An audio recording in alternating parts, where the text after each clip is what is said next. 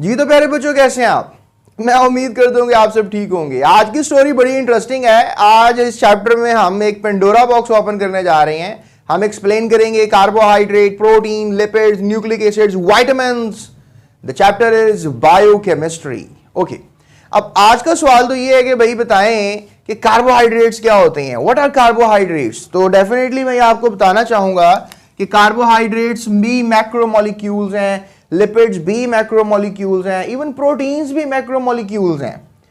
तो इनको आप ऐसे डिफाइन करेंगे कि पॉलीहाइड्रोक्सी एल्डिहाइड्स होते हैं या कीटोन्स होते हैं। जैसे आपने पढ़ा कि जो एल्डिहाइड है, कार्बोनाइल के एक तरफ जो है वो क्या होगा, कार्बोनाइल के एक तरफ क्या होगा, हाइड्रोजन होगा, और एक तरफ क्या होगा, अल्काइल होगा। ठीक है, कार्बोनाइल के एक तरफ क्या नजर आएगा, हाइड्रोजन, और एक तरफ क्या नजर आएगा, अल्काइल। तो प्यारे बच्चों, इसको हम कहेंगे एल्डिहाइड। इसको एल्डिहाइड कहेंगे। ठीक है, एल्डिहाइड कहेंगे। और ये जो एल्डिहाइड है प्यारे बच्चों, ये हो सकते हैं पॉलीहाइड्रोक्सी। तो आप पॉलीहाइड्रोक्सी कैसे होंगे, जब आर की वैल्यू डालेंगे उसमें हाइड्रोक्सी भी डाल देंगे आप। ये कैसे डालेंगे मैं आपको समझाऊंगा। एल्डिहाइडिक शुगर की एग्जांपल आप ग्लूकोज ले सकते हैं। तो ग्लूकोज कैसे एल्डिहाइड है ये मैं प्रूव करता हूँ थोड़ी देर के बाद। इसी तरह से प्यारे बच्चों कीटोन भी हो सकते हैं। अब कार्बोनाइल जो है हमारे पास, कार्बोनाइल के दोनों तरफ हमने आर लगा देना है, अल्काइल लगा देना है। यहाँ पे भी अल्काइल लगा दिया और यहाँ पे भी अल्काइल लगा दिया। तो कार्बोनाइल के अगर दोनों ही तरफ में अल्काइल लग जाता है, अगर एक तरफ हाइड्रोजन लगता है एक तरफ अल्काइल लगता है, फिर तो एल्डिहाइड है।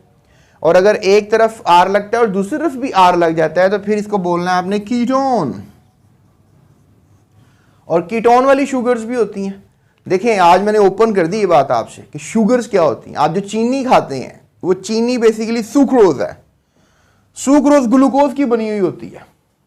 ठीक है, याद रखो कि अगर ये आपके पास ग्लूकोज है और ग्लूकोज को मैं अगर आपस में जोड़ दूं, ठीक है, ये भी ग्लूकोज, ये भी ग्लूकोज, ये भी ग्लूकोज, ये भी ग्लूकोज, और आपस में जुड़ गई। लेट्स से दैट ये जुड़ी हैं ग्लाइकोसिडिक बॉन्ड से, ग्लाइकोसिडिक बॉन्ड।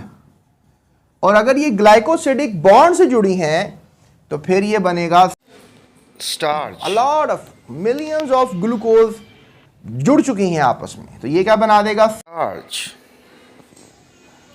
तो अगर आप स्टार्च को पानी में डालेंगे, रिजल्ट दोबारा क्या मिलेगा, क्योंकि जब ये बॉन्ड टूटेगा ग्लाइकोसिडिक, तो आपको क्या मिल जाएगी, ग्लूकोज मिल जाएगी। ग्लूकोज क्या है, शुगर है। कौन सी शुगर है, it's a glucose is basically a aldehydic sugar. Aldehydic polyhydroxy aldehyde है। पॉलीहाइड्रोक्सी, पॉली का मतलब होता है बहुत सी हाइड्रोक्सी रखने वाली।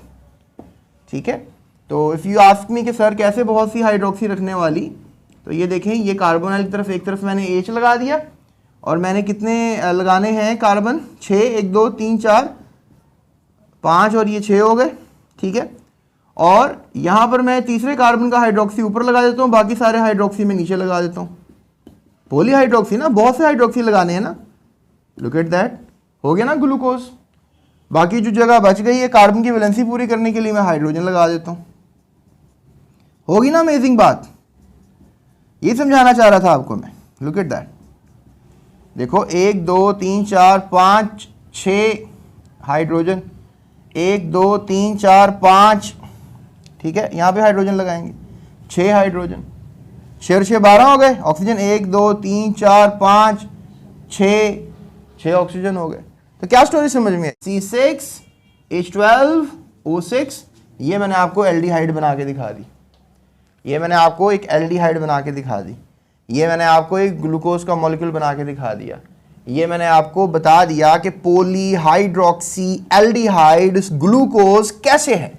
ये मैंने आपको बता दिया कि पॉलीहाइड्रोक्सी एल्डिहाइड ग्लूकोज कैसे है। ये मैंने आपको बता दिया कि पॉलीहाइड्रोक्सी एल्डिहाइड ग्लूकोज कैसे है। ये मैंने आपको बता दिया कि जो कार्बोहाइड्रेट्स होते हैं, look at that, carbohydrates, look at that, इनका जनरल फॉर्मूला लिखते हैं साइंसदान CnH2ON। यानी कि अगर मैं यहाँ 6 लगा दूं, लुक एट दैट, यहाँ मैं n की वैल्यू क्या लगा दूं, 6। n की वैल्यू यहाँ भी 6 लगेगी ना प्यारे बच्चों।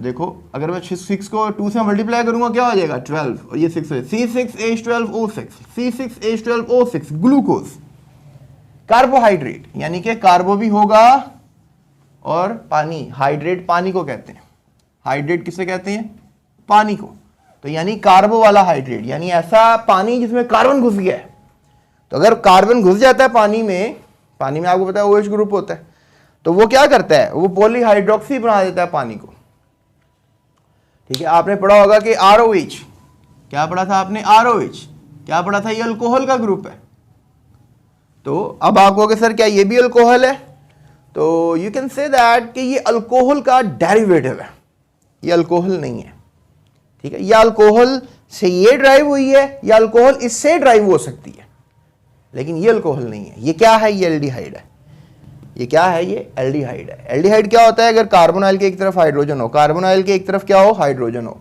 और बाकी तरफ क्या आपको नजर आया ये R इसमें बहुत से हाइड्रोक्सी लगे हुए हैं इसका एक और नाम बताऊं मैं आपको इसका नाम होगा पेंटाहाइड्रोक्सी क्या नाम होगा पेंटाहाइड्रोक्सी क्योंकि देखें 1 2 3 4 और 5 हाइड्रोक्सी हैं तो पेंटाहाइड्रोक्सी और क्या है ये एल्डिहाइड क्या है ये एल्डिहाइड तो ये हो गए व्हाट आर कार्बोहाइड्रेट्स अब तुम कहोगे सर कार्बोहाइड्रेट्स के बारे में थोड़ा सा और बता दो जरूर बताऊंगा इसमें कोई शक नहीं है ये शुगर 6 कार्बन वाली है 5 कार्बन वाली शुगर भी होती है राइबोज नाम है उसका 6 कार्बन वाली शुगर सिर्फ ग्लूकोज नहीं होती फ्रुक्टोज भी होती है याद रखिएगा और इसके अलावा जैसे mannose xylose sucrose maltose galactose I don't know बहुत सी और डिफरेंट शुगर्स होती हैं तो स्टोरी खत्म नहीं हो रही है यहाँ पे स्टोरी तो आज स्टार्ट हो रही है देखो मैं एक और बात आपको बताऊंगा जो आगे डिटेल में बताऊंगा कि जो कार्बोहाइड्रेट्स हैं इनको हमने फिर क्लासेस में डिफाइन कर दिया कि अगर हमारे पास सिंपल शुगर्स हैं तो उनको हमने मोनोसेकेराइड्स कहा है और अगर हमारे पास थोड़ी सी सिंपल शुगर्स आपस में मिलकर कॉम्प्लेक्स कर सकती हैं खुद को उसको हमने ओलिगोसेक्राइड्स कहा है डाइसेक्राइड्स कहा है ट्राइसेक्राइड्स कहा है तो डाई को और ट्राई को जो है हमने कलेक्टिवली क्या बोल दिया ओलिगोसेक्राइड्स उसके बाद प्यारे बच्चों हमने बात की है आपसे पॉलीसेक्राइड्स की सेक्रोन सेक्रोन का मतलब भी शुगर है सेक्राइड का मतलब भी शुगर है पॉलीसेक्राइड बहुत सी शुगर्स आपस में मिल गई ये मैंने सुक्रोज का नाम लिया है ठीक है ये थोड़ा सा मैंने एक कॉन्सेप्ट आपको गलत कर दिया है ये 2 ग्लूकोज आपस में मिलती हैं तो सुक्रोज बनती है 2 ग्लूकोज के पार्टिकल्स आपस में जुड़े रहे तो सुक्रोज होती है लेकिन अगर बहुत से ग्लूकोज के पार्टिकल्स आपस में जुड़ जाएं बहुत से ग्लूकोज के पार्टिकल्स तो फिर उसको हम कहते हैं सेलुलोज या ग्लाइकोजन ठीक है तो यहां पर आप ये कॉन्सेप्ट ले सकते हैं कि भाई अगर 2 पार्टिकल्स जुड़े हैं तो वो सुक्रोज है अगर बहुत से ग्लूकोज के पॉलीमर्स जुड़ गए हैं कौन से बॉन्ड से ग्लाइकोसिडिक बॉन्ड से तो उसको हम क्या नाम देंगे उसको हम नाम देंगे प्यारे बच्चों सेलुलोज या फिर ग्लाइकोजन और ये एक पॉलीसेकेराइड होगी तो the story is not ended इनको हम डिटेल से बात करते हैं